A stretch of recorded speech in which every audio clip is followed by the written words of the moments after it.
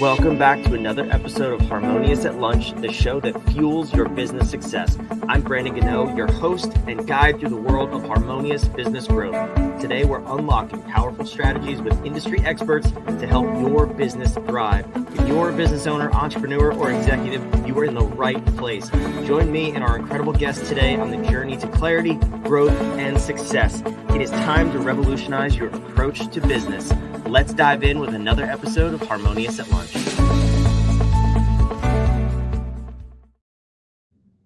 Welcome back into some more bite-sized business advice. Do you want to scale your company? You want to grow your company? Why? Let's start there. First and foremost, and we're also going to spend this episode just totally shaking your brain around about why you want to scale your company, and if you're getting the right advice, if you're hearing the right things about scaling your company, and the right way to do it. I have a very special guest with me, Brad Eisenberg, and we're going to dive in and tear this apart. We're going to stop listening to the noise in the marketplace. So, Brad, we got a lot of promises to fulfill on here. I hope you can help me out. But welcome to the show. Thanks for being here. No pressure. Thanks a lot. Happy to be here. Yeah, no pressure. Okay, take it away. No, I'm just kidding. But no, this is exciting. So we met a few weeks ago, and we share a very similar philosophy about what it means to scale a business. What makes a business truly scalable. So let's kind of start there and address that first question of why, right? Everyone says they want to grow their business, but why? What do you hear is the most common reasons people want to grow their business? Yeah, well, I'll start by telling you the thing that I don't hear, right? Like nobody chooses to start a business because they want to run a business, right? Like that's the thing you never hear. And yet that's the thing that a lot of people struggle with and are focused on, right? So why do people start businesses? They do so because they are really passionate about a purpose, a cause. A big one is freedom and flexibility in their life, and just kind of the ability to really support the people and communities that they care about. Like those are all valid reasons to start a business. But size for the sake of size, growth for the sake of growth, just wanting to actually run some behemoth organization is something I never hear. Yeah, and I find that so funny too. People, like you said, people always start for freedom, whether it's time freedom, financial freedom, flexibility in their lives. Does someone want to tell them? Do we want to tell them that that's not usually the case? At least from day one, right? that doesn't just happen. It's by design. Like you have to build those things into your business. So I think those are they're really good things to aspire to. But yeah, we miss that gap of saying, okay, I'm good at this product or service, or I love doing this. Yeah. But I need to run a business. And those are two separate things.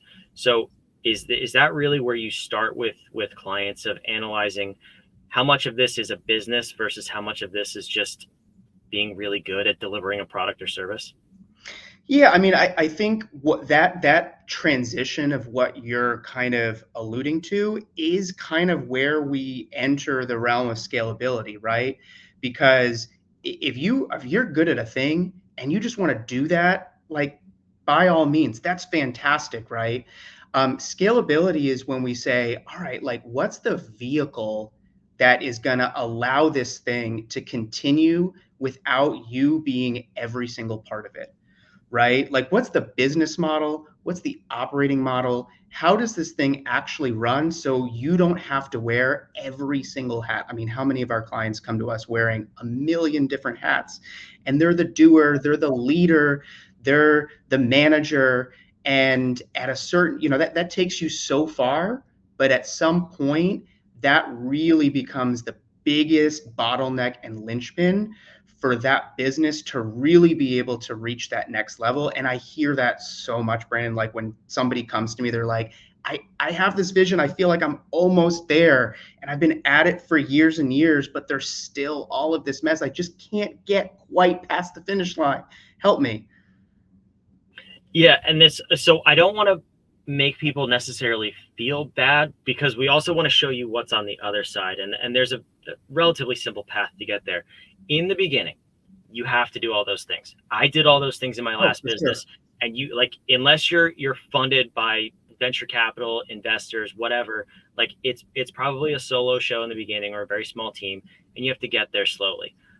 Once you build up those resources, you prove that it's a solid business idea, at least, then we need to have the scaling conversation. So don't necessarily feel bad if you're in that position right now, but we also want to show you that maybe you're listening to the wrong advice or the wrong ideas now. So let's pause right there, Brad, because I'll say it. I won't make you say it on my show, but you shared a term with me that just absolutely resonated, and that was that the general message in the marketplace from these big entrepreneur influencers is entrepreneurship porn.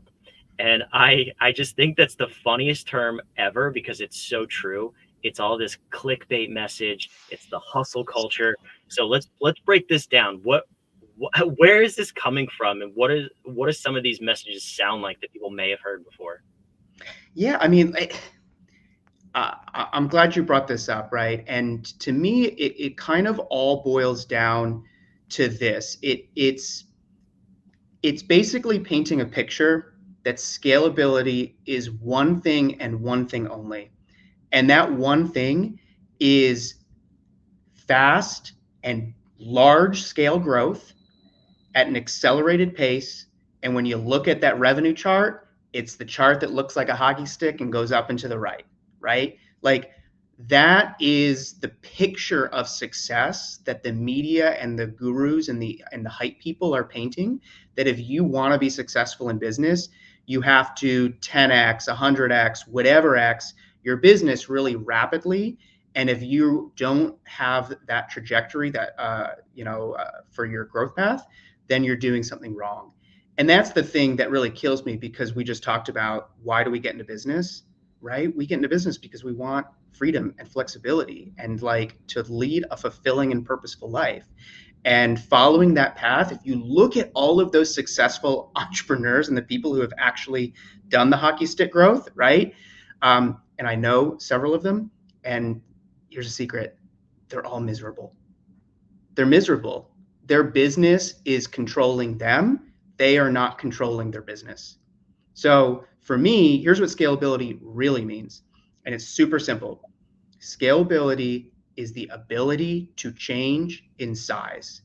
That's it. And too many people focus on the size part of that sentence and not enough on the ability part. Scalability is about consistency, control, repeatability. It's not about crazy fast growth. And something interesting that strikes me about that definition, though, is you didn't say grow, you said change in size. Because Correct. technically speaking, if you wanted to reduce your company by 50%, if you have the ability, it's possible. It's not forced on you. You have the ability to Yeah. change. A lot of people do want to grow, and I respect that completely, as long as your reasons are in the right in the right place. But that's a really cool definition. I like that. So we have the entrepreneurship porn out there, and you hinted at some of those people. I hinted at some of those people in the way that we described them, and I don't think that's the place that most small business owners want to be. We hear those messages because they're the loudest, but they're definitely not the most efficient, and they're not scalable just by definition. So what is the first step to approaching scalability the right way, sustainable scalability? What do we have to do first as a small business owner? Sure. Yeah. So, when I work with my clients, we walk through four main steps of scalability. Step number one is traction, which is, do you have a consistent and repeatable way to get new customers? This is the kind of stuff that you hear about the most in the market from the marketing gurus, the growth people. But, fundamentally, there's a reason for that. And it's you have to find a consistent path to customers, right? But once you get that first thing, which is traction, that's when all of that messaging that's out there kind of falls short. It's like, what's next, right? So the next step after actually getting customers is profit. Do we have a consistent way to deliver our goods and services so that there's enough profit left on the table that we can invest as a tool into growth, right? Profit is not the end of the line. Profit is almost a beginning, because that's a resource we can use to invest in the business. So we got to look at profit next. Third is capacity. So at a certain point, once you're doing well and the volume does pick up, does the organization have the infrastructure to handle increased volume and complexity? And then the fourth step is innovation, which is, do we have a organized and consistent way to implement new ideas. And usually somewhere along the line, steps are skipped, or we're trying to do too many things at once. We're trying to innovate new service offerings before we've actually hit profitability on, our core offerings, or we're trying to build scale, capacity for scale before it's needed. I've seen all different orders of operation, doing too much, doing too little, but those are the 4 puzzle pieces that are in place, and we got to walk through them in the right order. Yeah, I'm curious. You see any common tendencies when working with your clients where most people lack, at least when they come to you?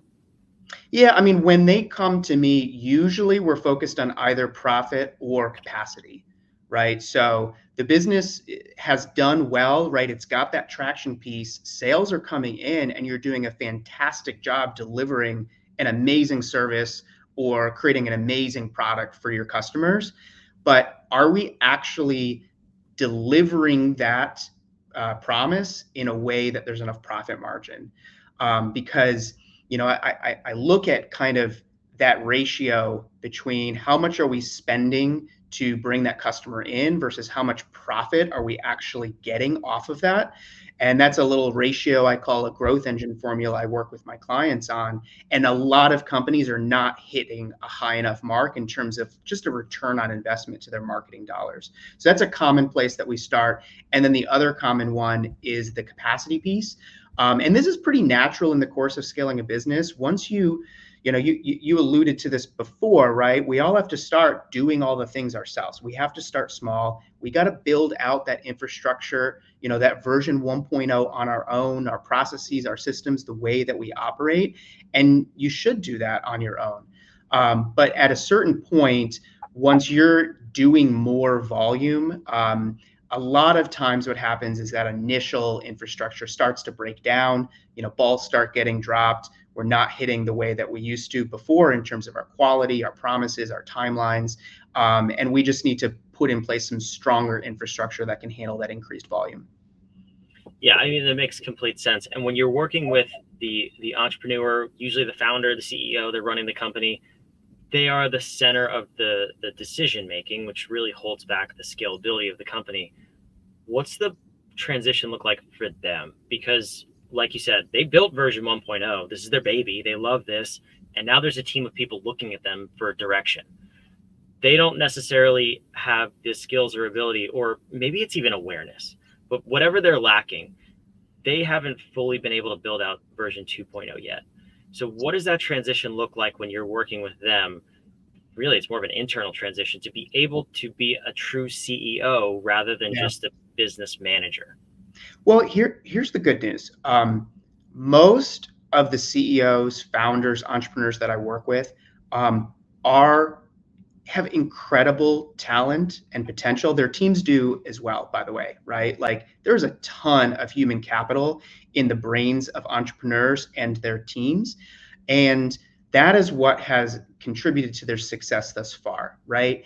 Usually where the gap though is, and we talked about this before, they didn't start their business because they're good at running a business, right? So all we really need to do is take the ideas that are in their head and put some structure around it so that what is an idea, a vision, a desire can actually become a real thing. And it's really simple stuff. It's just about finding out where we need to focus, right? You have a million ideas, you want to do a million things.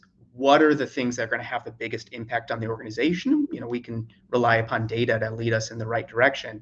And then once you do have those ideas, how can we actually implement them in a way that's organized, that has structure to it, and is scalable so that as the business continues to grow and change over time, the actual infrastructure that we operate off of can adapt with us. A lot of times, when we're getting at that level and the CEO is not only the visionary, but also the implementer, that implementation takes too narrow of a lens, and it's too kind of, it's built to a version of that idea that's very static, and we need to create some structure that can flex and change over time.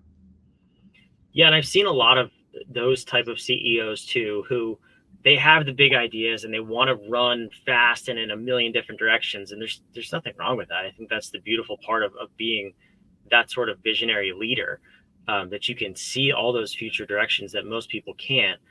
But what does it look like when you give them the ability to take those ideas, put them in a structure that really is the bridge of communication to the rest of the team, that then they can use it. It's actual knowledge, data that they can run with and create what the visionary had in mind.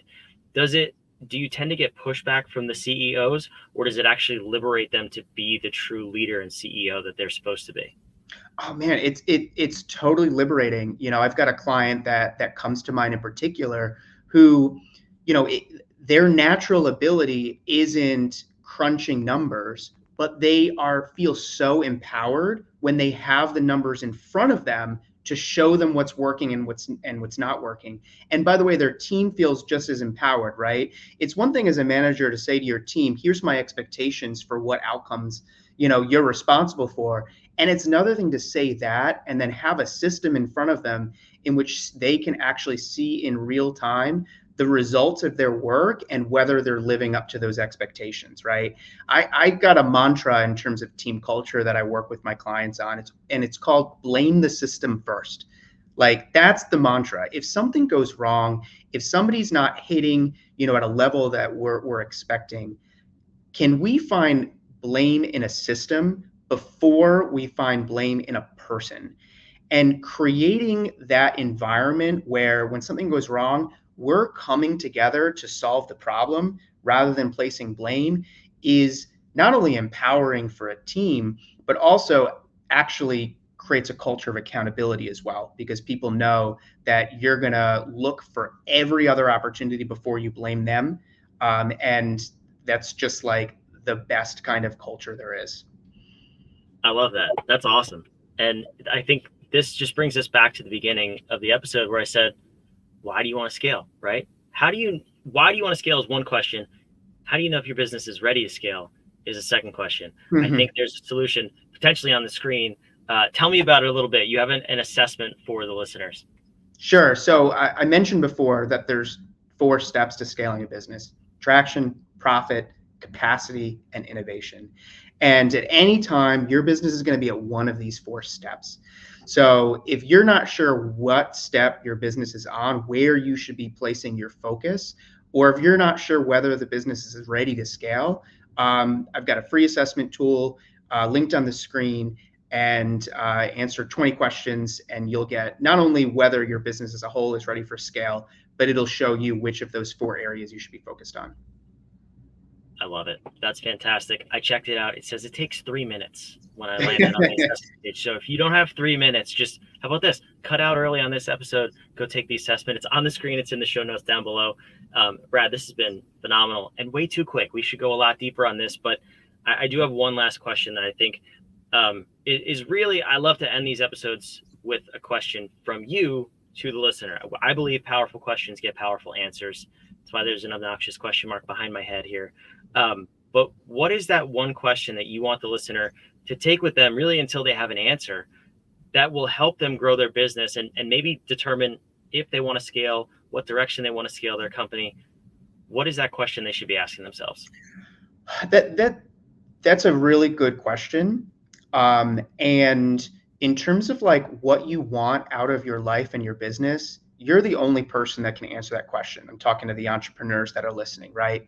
But in terms of what question can I ask you to get you on that path is, what's the one weakest link in your business right now? One of the most common mistakes I see in businesses as they try to scale is they're trying to do too many things all at the same time, and it adds complexity, and it weighs the business down, right? So rather than trying to do a lot of things, what's that one thing that if you do more of that, you're going to have the biggest return on investment? That's what I help my clients answer. That's the question I help them answer ultimately. And that's a question I would leave in the minds of our listeners today. It's a great question. I love it. Brad, thanks so much for being here. This was a great episode. Thanks, man. Happy to be here.